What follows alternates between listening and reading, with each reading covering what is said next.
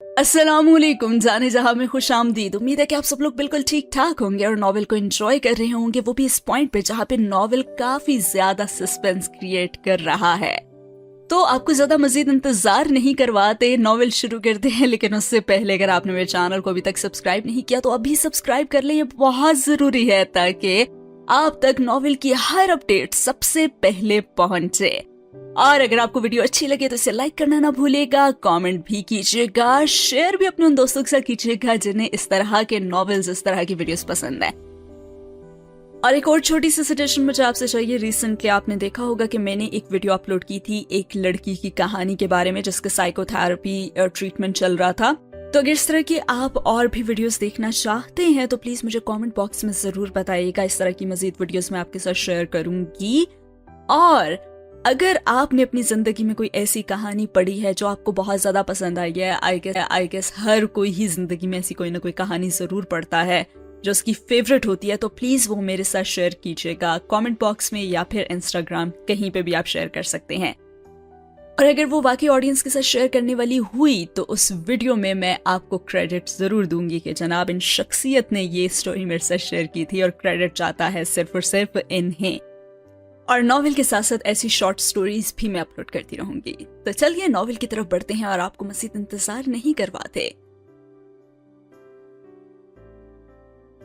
जनाब, पिछले एपिसोड में आपने देखा था कि किस तरह से इमामा सालार को मोटिवेट करती है और उसने एक जुमला कहा था जो मुझे बहुत पसंद आया था, और वो ये था कि ये काम दुनिया में अगर कोई कर सकता है तो वो सिर्फ तुम कर सकते हो सालार।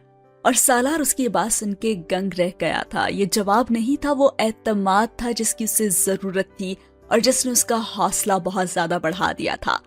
और अब इमामा हर मुश्किल घड़ी में सालार के साथ थी, चाहे फाइनेंशियल इश्यूज हो, कोई भी इश्यूज हो, इमामा हर कदम पे सालार का साथ देने के लिए तैयार थी।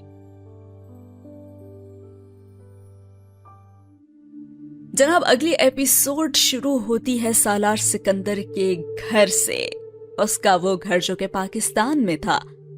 सिकंदर उस्मान के घर एक मेहमान आया था जो कि बहुत ही गैर मुतवक्के नहीं था बल्कि नाकाबिले यकीन था।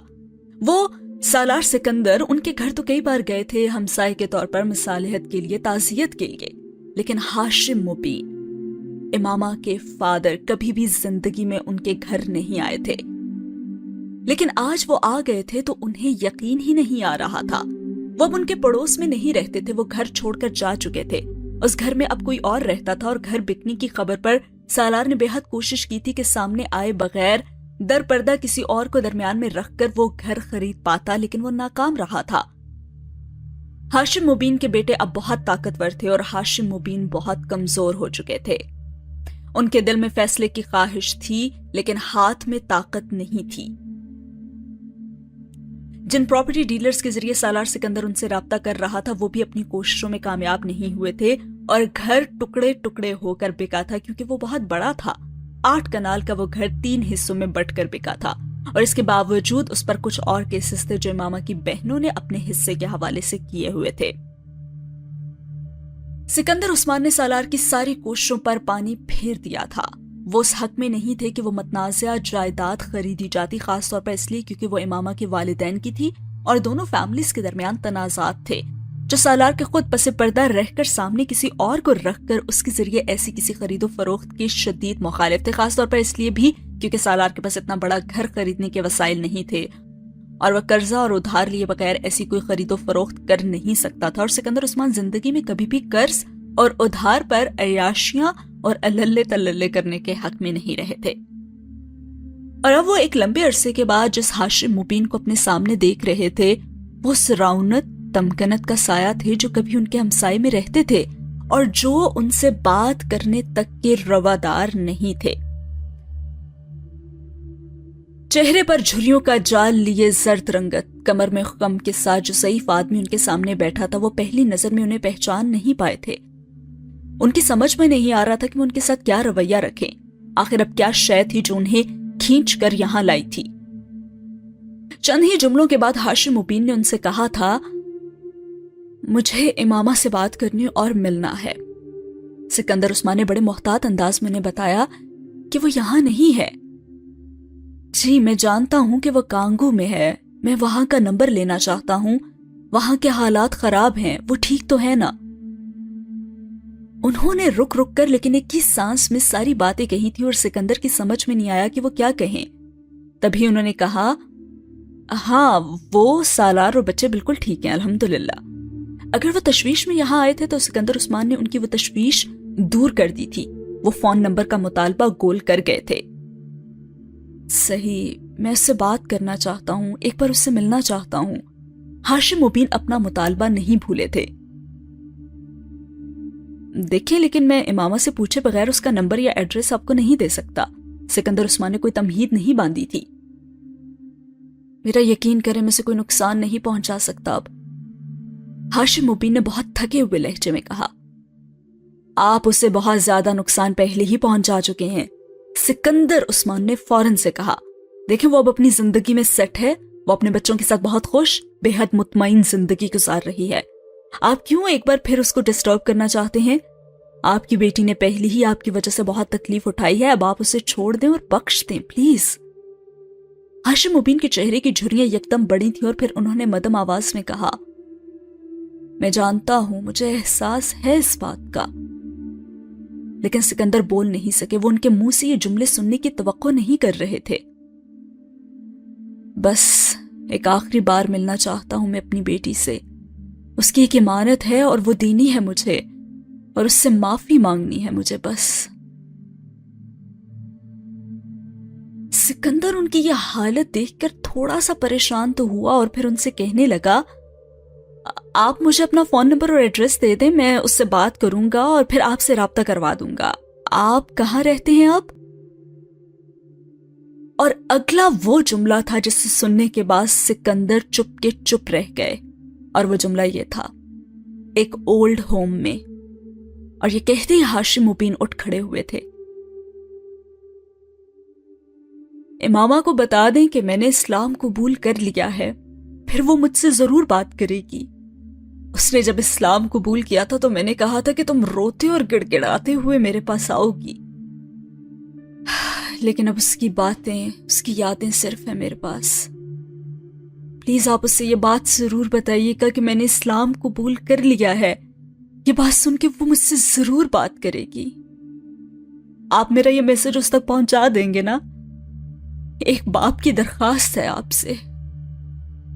اپنی نشست سے کھڑے ہوئے سکندر عثمان ان کے اگلے جملے پر دم بخود رہ گئے تھے۔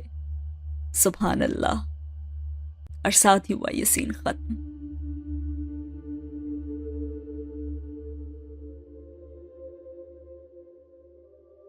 اگلے سین میں کانگو کا بحران اور اس سے پہلے ہونے والے واقعات CIA کے لیے سالار سکندر کو اس لسٹ میں ڈالنے کا باعث بنا تھا جن پر باقاعدہ نظر رکھی جاتی تھی۔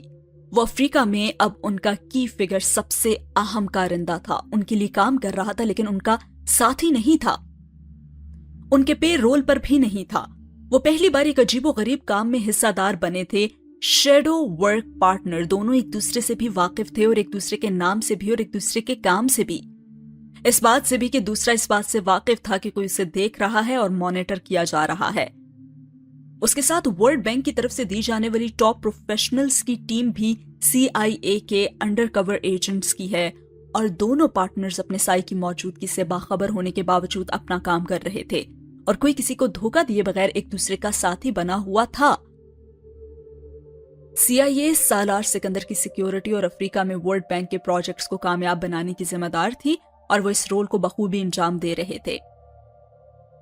سالار سکندر ورلڈ بینک اور امریکی حکومت اور CIA کے لیے نعمت ثابت ہوا تھا۔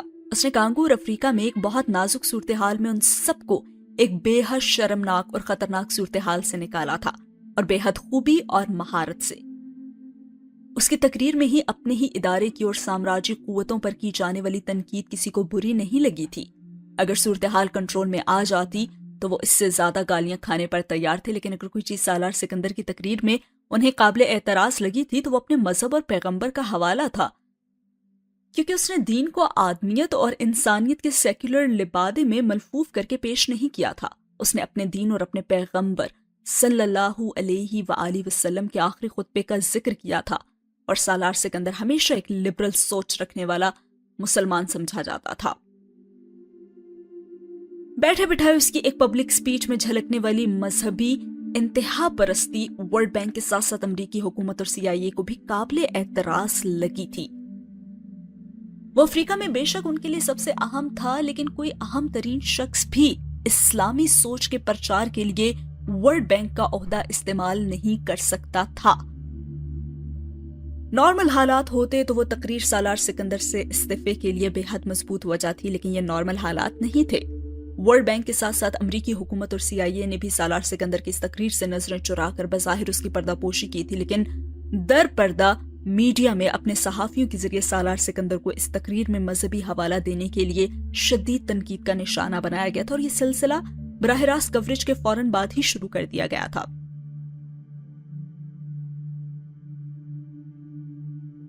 अमेरिका और CIA को कांगो और अफ्रीका में उनका एक कारिंदा चाहिए था, कोई मसीहा या लीडर नहीं चाहिए था। वो हर उस शख्स को उसकी औकात में रखना जानते थे और अब इस पॉलिसी पर अमल कर रहे थे।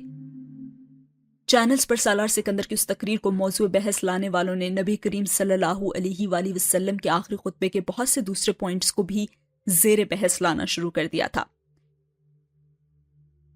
एक नई चीख पुकार सालार सिकंदर की मजहबी शनाख्त, मजहबी एतकादात और आमाल के हवाले से शुरू कर दी गई थी और नबी करीम सल्लल्लाहु अलैहि वसल्लम के आखिरी खुतबे का एक बुनियादी हिस्सा सूद के खिलाफ उनके अहकामात भी थे, जिन्हें मगरबी मीडिया ने बहुत नुमाया अंदाज में पेश किया था, क्योंकि वो उन्हें मगरबी निज़ाम मईशत की बुनियादों को चैलेंज करने वाली सोच और फिलॉसफी लगी थी।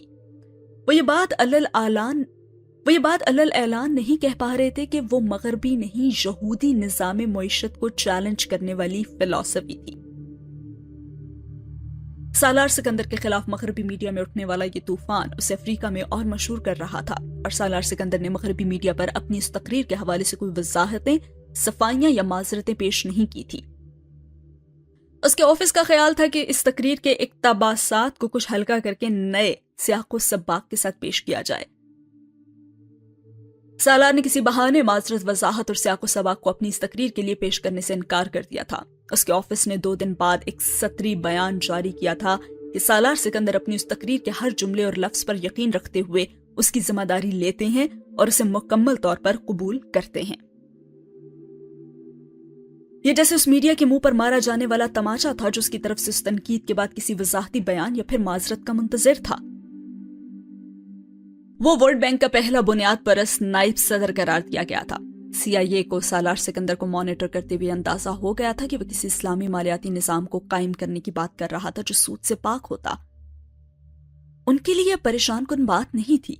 सालार सिकंदर वर्ल्ड बैंक के साथ मुंसलिक रहते हुए अमली तौर पर ऐसा कोई काम नहीं कर सकता था और जो ख्वाब वो देखने की कोशिश कर रहा था उसको वे ख्याली प्लाव से ज्यादा अहमियत देने पर तैयार नहीं थे। उनके लिए अगर कोई बात परेशान कुन थी तो वो सालार सिकंदर का ये यकदम सामने आने वाला मजहबी शख्स था जो उनके नजदीक अफ्रीका जैसी हसास जगह पर उनके लिए परेशानियां खड़ी करने का बाइस हो सकता था। जरूरी हो गया था कि सालार सिकंदर को सिर्फ अफ्रीका में नहीं हर जगह ही मॉनिटर किया जाए और CIA ने यही किया था। उसकी सरगर्मियां CIA के रिकॉर्ड का हिस्सा बन रही थी और पहली गैर मामूली सरगर्मी जो CIA ने रिकॉर्ड की थी वो इबाका की तदफीन के 3 हफ्ते बाद मस्कत में सालार सिकंदर की समंदर में एक लॉन्च पर 5 लोगों से एक मुलाकात थी जिसमें से एक मस्कत की रॉयल फैमिली से था। बज़ाहिर इस मुलाकात को एक गेट टुगेदर समझा जा सकता था क्योंकि सालार समेत वो 5 पुराने शनासा और दोस्त थे, एक ही यूनिवर्सिटी से फारिगुल तहसील थे और मुख्तलिफ कौमियतों और प्रोफेशन से ताल्लुक रखते थे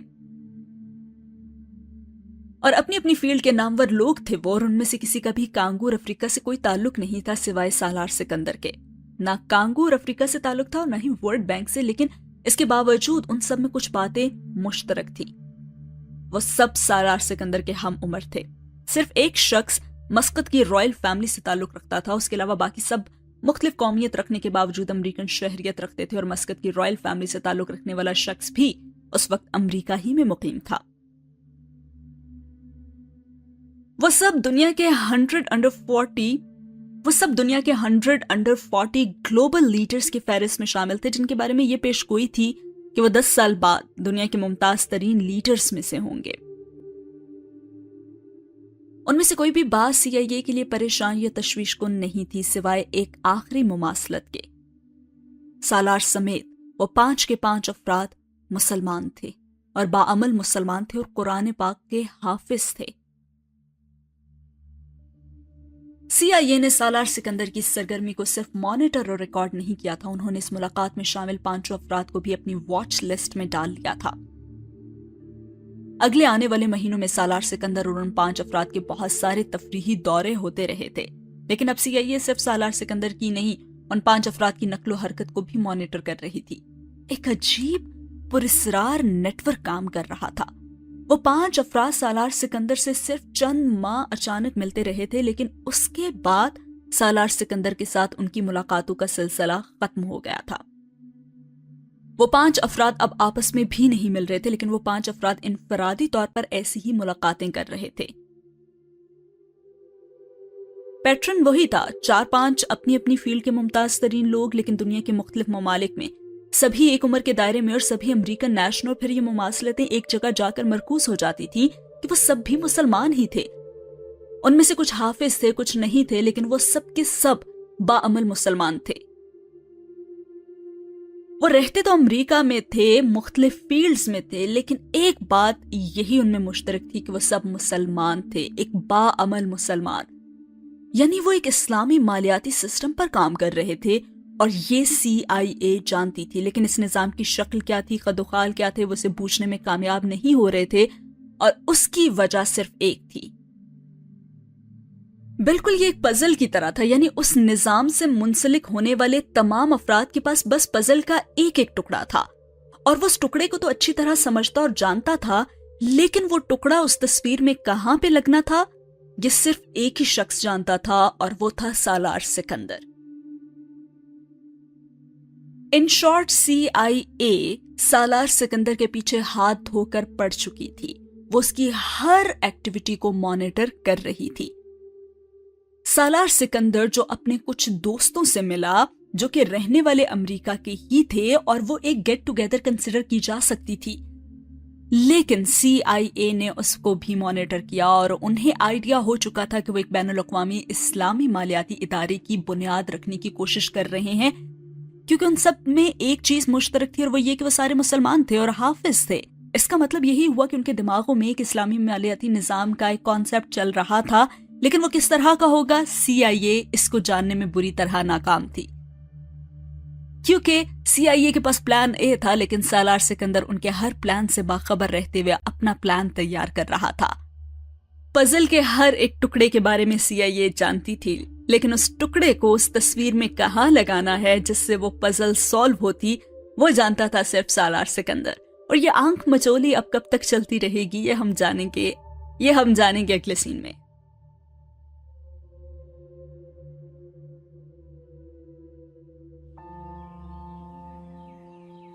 अगला सीन शुरू होता है गांव से, पाकिस्तान में।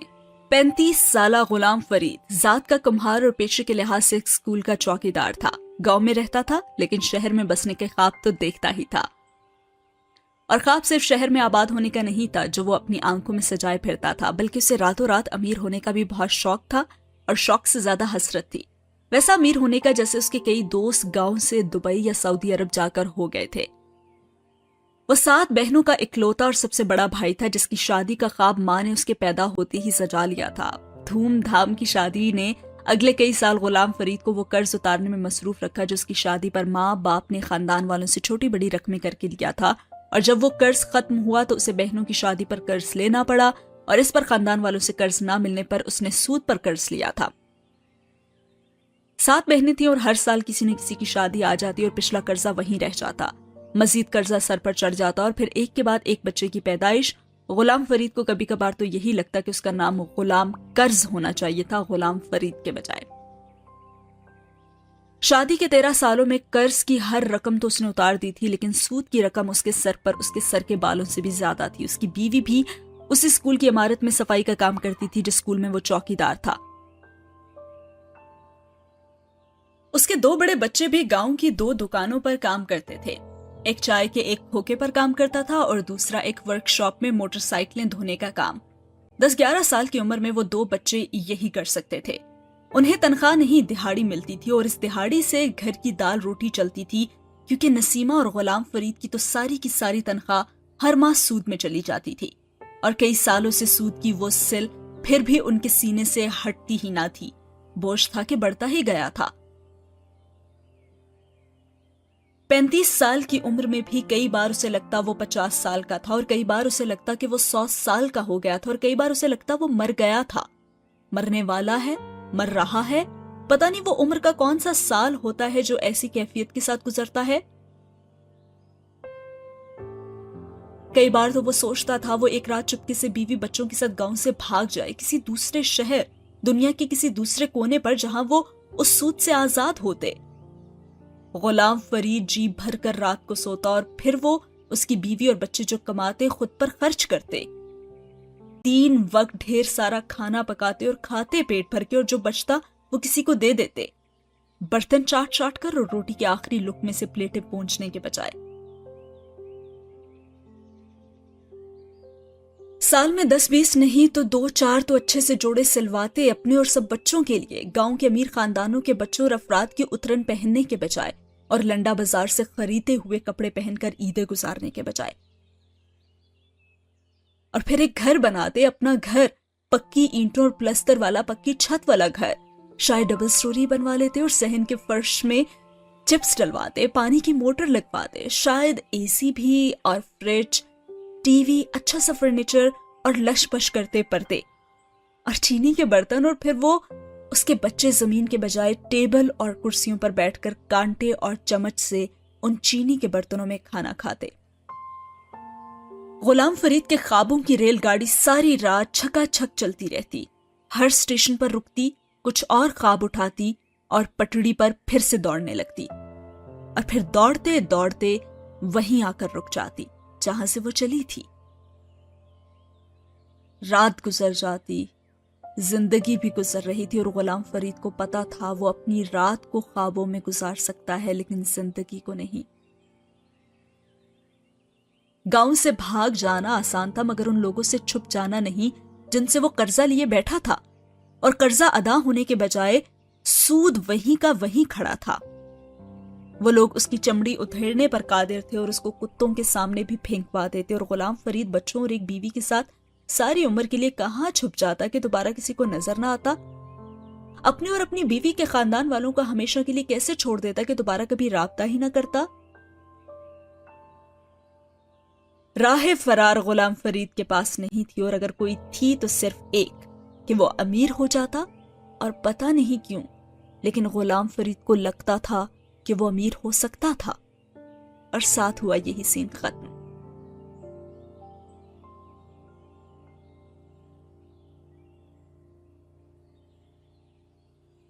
اگلے سین میں پتہ چلتا ہے کہ غلام فرید کے ہاں بیٹی کی پیدائش ہوئی تھی جس کا نام انہوں نے چنی رکھا تھا۔ چنی یعنی کہ چھوٹی سی، چنی منی جیسے کہتے ہیں۔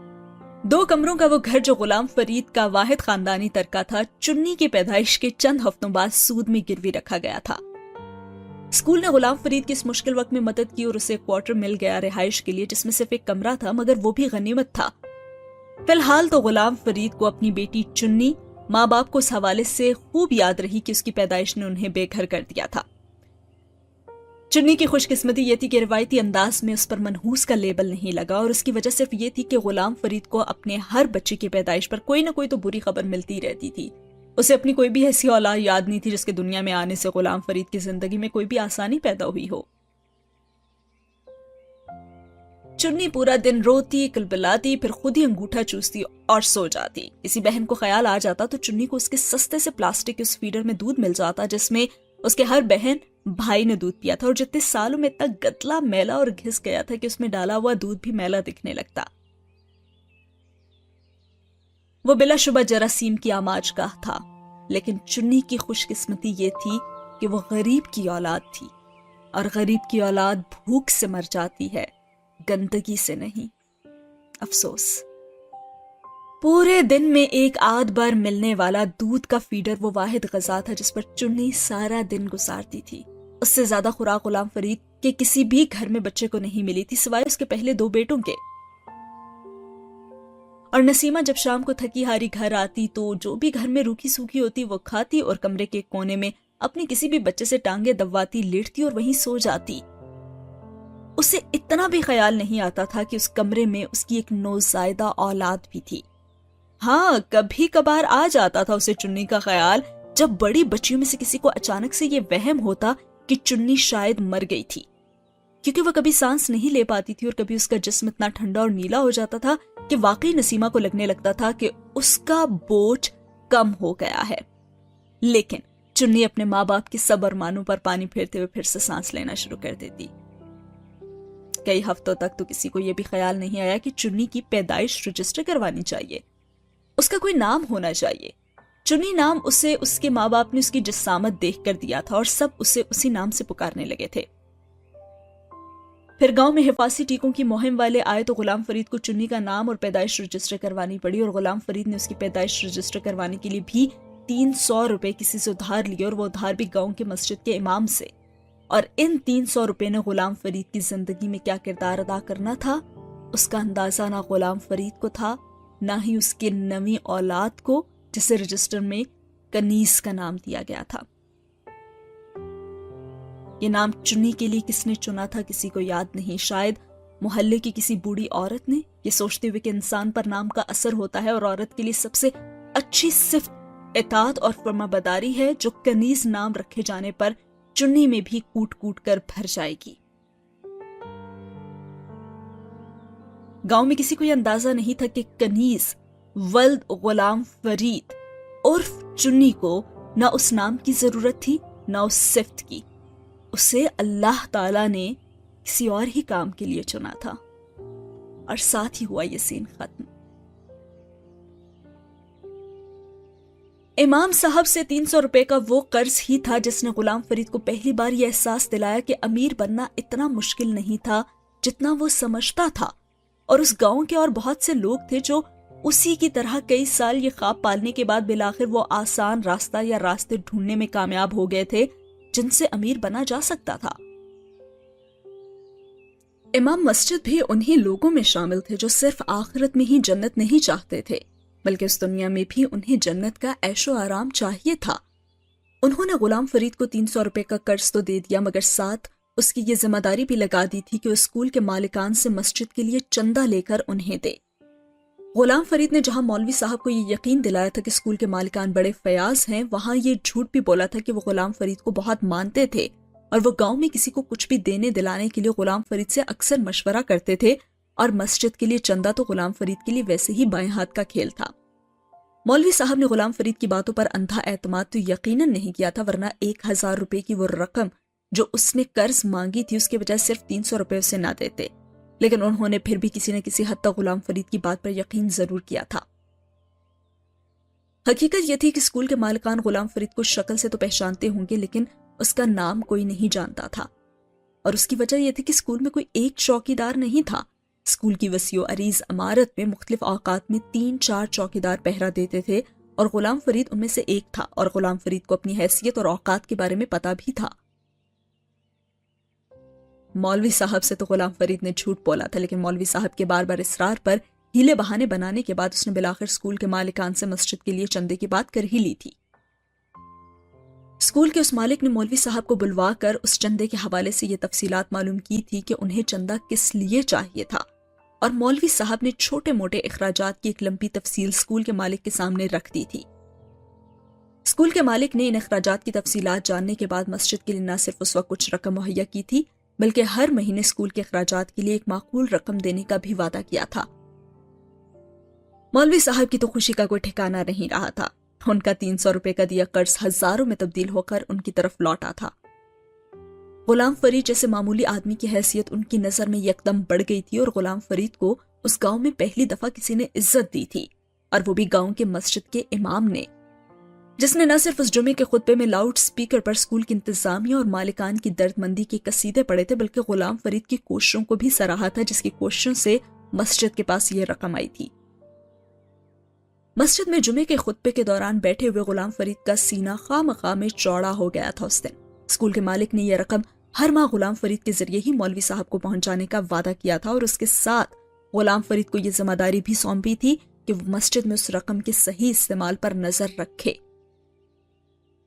स्कूल का मालिक वहां दूसरे महीने आया था और मौलवी साहब ने गुलाम फरीद के साथ मिलकर मस्जिद में होने वाली तमाम मरम्मतें उसे दिखाई थीं।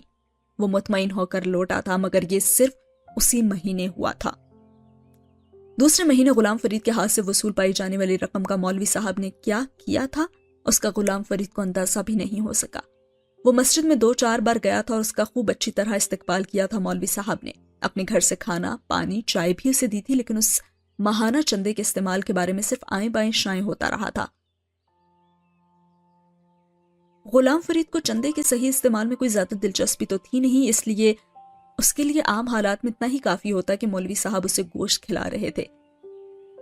मगर फिलहाल मसला यह था कि गुलाम फरीद अपने हाथ से हर महीने 20,000 की रकम जिस मुश्किल से मौलवी साहब को दे रहा था, वो गुलाम फरीद ही जानता था।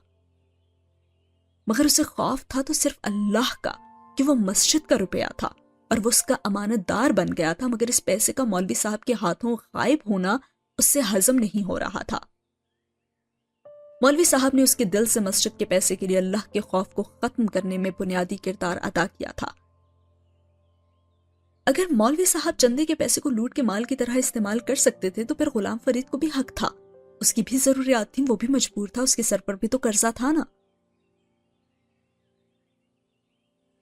गुलाम फरीद उन्हें अगले महीने के पैसे देने गया था और उनकी नई मोटरसाइकिल को देखकर वो इस कदर हसद और खफकी का शिकार हुआ था कि वो उन पैसों का जिक्र किए बगैर सिर्फ मोटरसाइकिल की मिठाई खाकर ही आ गया था।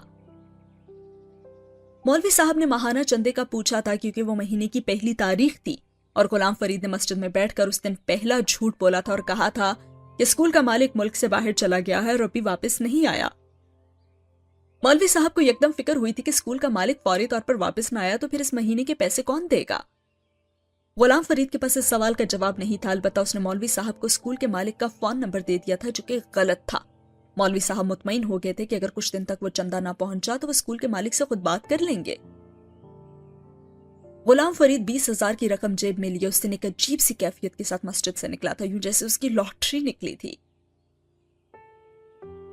उसे पता था कि मौलवी साहब हर साल मुख्तलिफ चीजों से इकट्ठी होने वाली रकम को अपनी रकम के तौर पर गांव के उन्हीं सूदखोरों को बिजनेस में सरमायाकारी करने के लिए देते थे, जो सूदखोर गुलाम फरीद जैसे ढेरों जरूरतमंदों को वो रकम देकर उन्हें सारी उम्र के लिए चौपाया बना देते थे। मौलवी साहब भी बज़ाहिर यही जाहिर करते थे कि उन्हें यह पता ही नहीं कि वो जिन लोगों के बिजनेस में मस्जिद की रकम की सरमायाकारी करके माहाना एक फिक्स्ड रकम वसूल कर रहे हैं, उनका असली और बुनियादी बिजनेस क्या था। वो उस माहाना फिक्स्ड रकम को भी सूद नहीं मुनाफा कहते थे, क्योंकि उन्होंने कुछ अमीर लोगों के मुनाफे बख्श बिजनेस में शराकत दारी की थी। मौलवी साहब ने 1-1.5 हफ्ता मजीद रकम का इंतजार किया और फिर कुछ बेसब्री से वो नंबर घुमा दिया जो गुलाम फरीद ने दिया था, लेकिन वो नंबर ऑफ था। 2 दिन वक्फे से कई बार फोन करने पर भी जब वो नंबर ऑफ मिला तो मौलवी साहब गुलाम फरीद के पास जाने के बजाय स्कूल पहुंच गए और वहां जाकर उन्हें यह खबर मिल गई थी कि स्कूल का मालिक कई दिन पहले स्कूल से होकर जा चुका था। मौलवी साहब का पारा अब हाई हो गया था। उन्होंने गुलाम फरीद को उसके क्वार्टर पर जा लिया था और जब गुलाम फरीद ने उन्हें एक बार फिर पहले की तरह यह कहकर टरखाने की कोशिश की कि मालिक अभी तक नहीं आया, तो मौलवी साहब ने उसके झूठ की पोल खोल दी थी और उसे कहा कि वो स्कूल होकर आए हैं और वो जानते हैं कि मालिक हमेशा की तरह महीने के शुरू में होकर जा चुका था। गुलाम फरीद ने जवाबन मौलवी से कहा कि हो सकता है वो आया हो, लेकिन उस दिन गुलाम फरीद की छुट्टी थी और उसकी मुलाकात मालिक से नहीं हुई। मौलवी साहब उस पर कुछ ज्यादा भड़के थे। उन्होंने गुलाम फरीद से कहा कि उन्हें मालिक का नंबर भी उसने गलत किया है, वो उसको फोन करते हैं मगर वो नंबर ऑफ है और अब वो मालिक का नंबर स्कूल की इंतजामिया से ही लेंगे और फिर खुद उनसे बात करेंगे। गुलाम फरीद को अब अंदाजा हो गया था कि मौलवी साहब से मजीद झूठ नहीं बोला जा सकता। उसे उनसे अब 2 टोक लेकिन साफ साफ बात करनी थी और फिर उसने बिलाखिर मौलवी साहब को यह बता दिया कि उसे इस रकम में से हर महीने अपना हिस्सा चाहिए। कुछ लम्हों के लिए तो मौलवी साहब को जैसे यकीन ही नहीं आया था कि गांव का एक कमी कमीन गांव की मस्जिद के इमाम साहब से क्या मुतालबा कर रहा था, और जब उन्हें यकीन आया तो उनके मुंह से जैसे गुस्से से झाग निकलने लगा था। उनके साथ ऐसी जसारत पहली बार किसी ने की थी और कहने लगे, तुम अल्लाह के घर के लिए मिलने वाले हदिये से अपना हिस्सा मांग रहे हो, दोज़खी इंसान। उन्होंने गुलाम फरीद को डराने की तो कोशिश की थी। उन्हें यह अंदाजा नहीं था कि गुलाम फरीद दोज़ख जैसी जिंदगी गुजारते गुजारते अब मौत के बाद दोज़ख से क्या डरता। अल्लाह के घर के पैसे अगर अल्लाह के घर पर लगते ना तो कभी ना मांगता मौलवी साहब, उसने भी तन कर उनसे कह दिया था। मौलवी साहब ने जवाबन उसे धमकाया कि वो स्कूल के मालिक से बात करेंगे और उसे उसका कच्चा चट्ठा सुना देंगे।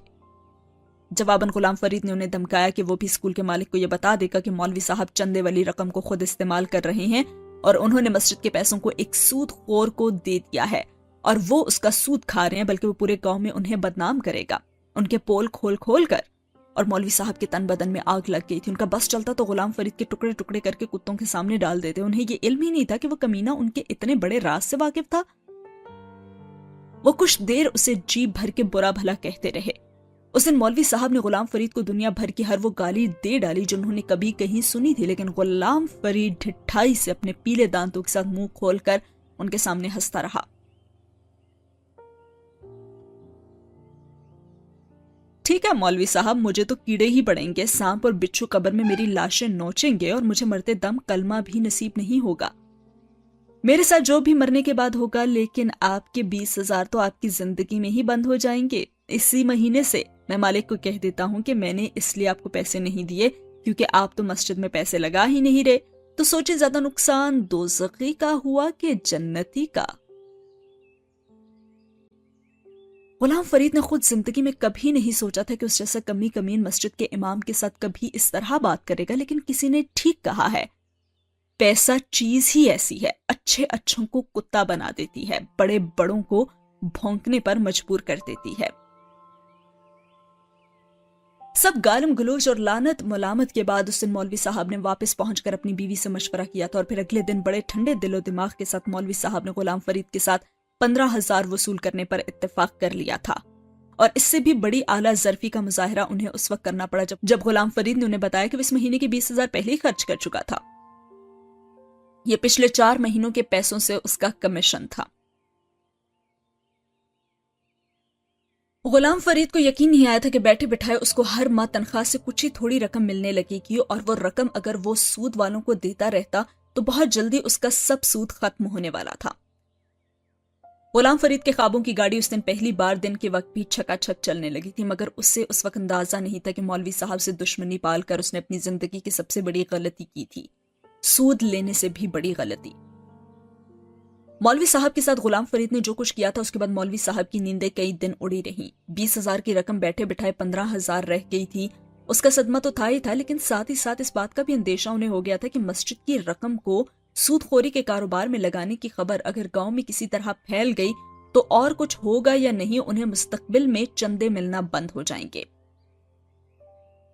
बीवी मौलवी साहब को सूदी कारोबार में लगाई रकम वापस लेने नहीं दे रही थी। ये वो पहला ख्याल था जो गुलाम फरीद की धमकी के बाद मौलवी साहब को आया था कि वो जितनी जल्दी हो सके अपनी रकम वापस ले लें, ताकि कम से कम गुलाम फरीद की ऐसी किसी धमकी को सच साबित करने पर वो उसे झूठा तो साबित कर देते। उन्होंने अपनी बीवी को बताए बगैर गांव के उस शख्स से अपनी रकम का मुतालबा ये कहकर किया था कि मस्जिद की तज़ीन और आराइश के लिए फौरी तौर पर एक बड़ी रकम चाहिए, इसलिए वो चाहते हैं कि अपनी रकम निकाल कर उसमें से कुछ मस्जिद में चंदा कर दें। लेकिन जो जवाब उन्हें मिला था वो उनके वहमो गुमान में भी नहीं था। उस आदमी ने उन्हें रकम वापस करने से साफ इनकार कर दिया था। उसका कहना था कि फिलहाल रकम कारोबार में लगी हुई है और वो अगले 2-3 साल तक उसका मुनाफा तो दे सकता है, लेकिन असल रकम वापस नहीं कर सकता। मौलवी साहब को वहां खड़े खड़े दिन में तारे नजर आ गए थे। उन्होंने 5 लाख की रकम इस आदमी को दी हुई थी और वो कुछ कमीशन वगैरह कटवाने के बाद 70-80 हजार रुपया हर माह वसूल कर रहे थे। और अब यकदम उस आदमी के इनकार ने उनके 14 तबक रोशन कर दिए थे। वो पिछले कई सालों से इस आदमी के पास ये सरमायाकारी कर रहे थे। शुरू में 10-20 हजार से शुरू होने वाला ये बिजनेस आहिस्ता आहिस्ता 5 लाख की रकम तक चला गया था और अब वो आदमी कह रहा था कि वो असल रकम नहीं दे सकता, सिर्फ सूद दे सकता था। उस दिन गुलाम फरीद से मौलवी साहब की नफरत कुछ और बढ़ गई थी। घर जाकर उन्होंने बीवी को यह किस्सा भी सुनाया और वो भी उन्हीं की तरह दिल थामे रह गई। अब बुरा वक्त आ चुका था मौलवी साहब पे, लेकिन वो कहावत तो आपने सुनी होगी, हम तो डूबे हैं सनम तुम्हें भी ले डूबेंगे। اور مولوی صاحب نے بھی وہی کیا. وہ تو ڈوب چکے تھے لیکن انہوں نے پھر غلام فرید کو بھی نہیں چھوڑا. اور انہوں نے کیا کیا جانیے. ہوا کچھ یوں تھا کہ اگلے مہینے بھی مولوی صاحب کو غلام فرید سے پیسے نہیں ملے تھے اور مولوی صاحب نے جہاں 5 لاکھ روپے انویسٹ کیے ہوئے تھے وہاں سے بھی انہیں منافع کی رقم نہیں دی گئی تھی. کیونکہ 1 ماہ پہلے مولوی صاحب نے جب اپنی رقم کا مطالبہ کیا تھا تو اس نے اس انسان کو چوکنا کر دیا تھا کہ یہ پارٹی ٹوٹنے والی تھی اور جب پارٹی ٹوٹنے ہی والی تھی تو وہ اس کو منہ بھر بھر کے منافع کیوں کھلاتا.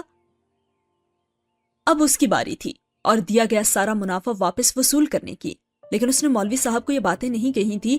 اس نے مولوی صاحب سے بس فی الحال 6 ماہ کی مہلت مانگی تھی اور یہ کہا تھا کہ 6 ماہ کے بعد وہ 6 ماہ کا منافع اکٹھا انہیں لوٹائے گا. لیکن فی الحال اس پر شدید مالی بحران آیا تھا تو اس نے مولوی صاحب سے نہ صرف دعا کی درخواست کی تھی بلکہ کوئی قرآنی وظیفہ بھی مانگا تھا اپنے کاروبار میں برکت کے لیے. ہر مولوی صاحب کو تو ٹھنڈے پسینے آ گئے تھے اس کی باتیں سن کر اور کچھ بعید نہیں تھا کہ ہارٹ فیل ہی ہو جاتا ان کا. وہ پل بھر میں لکھ پتی سے ککھ پتی ہو گئے تھے اور وہ بھی دن دہاڑے. یہ غلام فرید نہیں تھا گاؤں کا کمی کمین جسے وہ اس کے دروازے پر منہ بھر بھر کر گالیاں دیتے رہے اور وہ ڈھیٹوں کی طرح دانت نکال کر ہنستا رہا. ایک بزنس مین جو مالی بحران کے باوجود شاندار گھر میں بیٹھا تھا اور اس کے آگے پیچھے نوکر پھر رہے تھے وہ کیا تھا. مولوی صاحب چوں بھی کرتے تو وہ انہیں اٹھوا کر گھر سے باہر پھینکوا دیتا اس بات کی پرواہ کیے بغیر کہ وہ گاؤں کی مسجد کے امام صاحب تھے. مولوی صاحب چپ چاپ وہاں سے ٹوٹ کر آ گئے تھے لیکن انہوں نے اپنے اس مالی نقصان کا سارا غصہ غلام فرید پر اتارا.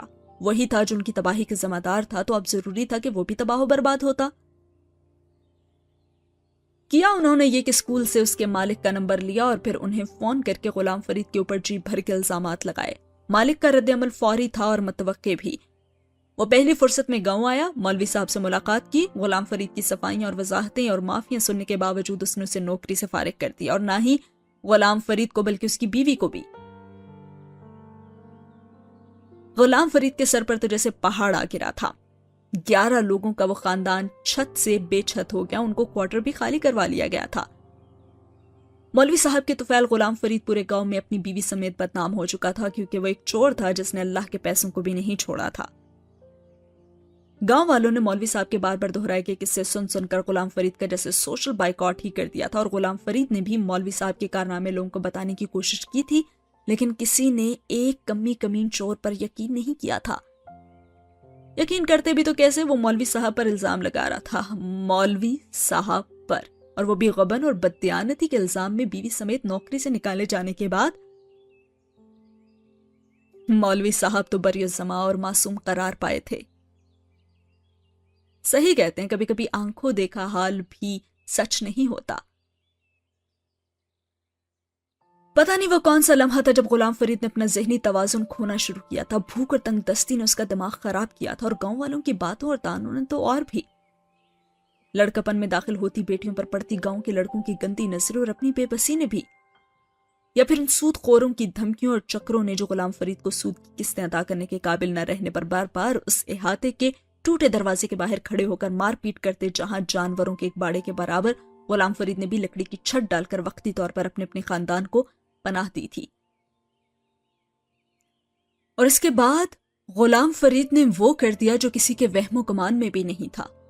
واقعی سود پہ پلنے والے لوگوں کا انجام کبھی بھی اچھا نہیں ہوتا. پتہ نہیں وہ کون سا لمحہ تھا جب غلام فرید نے اپنا ذہنی توازن کھونا شروع کر دیا تھا.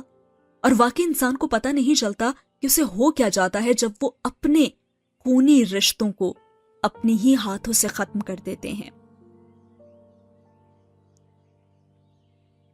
چنی 1 سال کی تھی جب غلام فرید نے ایک رات اپنے خاندان کے 9 افراد کو ذبح کر دیا تھا. چنی واحد تھی جو بچ گئی تھی اور وہ بھی شاید اس لیے بچ گئی تھی کیونکہ پاگل پن کے اس لمحے میں غلام فرید اپنی اولاد کی گنتی ہی بھول گیا تھا. اور چنی کو کبھی اس نے گود میں اٹھا کر دیکھا تک تو نہیں تھا تو وہ اسے یاد آتی بھی تو کیسے. پھر اس پر بھی اپنے بہن بھائیوں کا اتنا خون لگ گیا تھا کہ ان کے برابر بے سدھ ہوئے بھی غلام فرید کو وہ مری ہوئی ہی لگی تھی. 9 انسانوں کو مارنے کے بعد غلام فرید نے اپنی جان نہیں لی تھی. وہ زندہ ہی کب تھا؟ زندہ تو انسان عزت نفس کی وجہ سے ہوتا ہے جو غلام فرید کی کب کی چھن چکی تھی. خاندان کو مار دینا جیسے وہ حل تھا جو ایک ان پڑھ شخص نے غربت اور قرض سے نجات کے لیے نکالا تھا، جب اس کے پاس واقعی کوئی اور حل نہیں بچا تھا۔ اور ساتھ ہی ہوا یہ سین ختم، اور ساتھ ہی تیسرا باب حاصل و محصول۔ اگلی ایپیسوڈ میں ہم شروع کریں گے چوتھا باب یا مجیب السائلین، جس میں امامہ امریکہ سے واپس آ چکی ہوگی، اور کیا وہ اپنے باپ سے ملنے کے لیے تیار ہوگی؟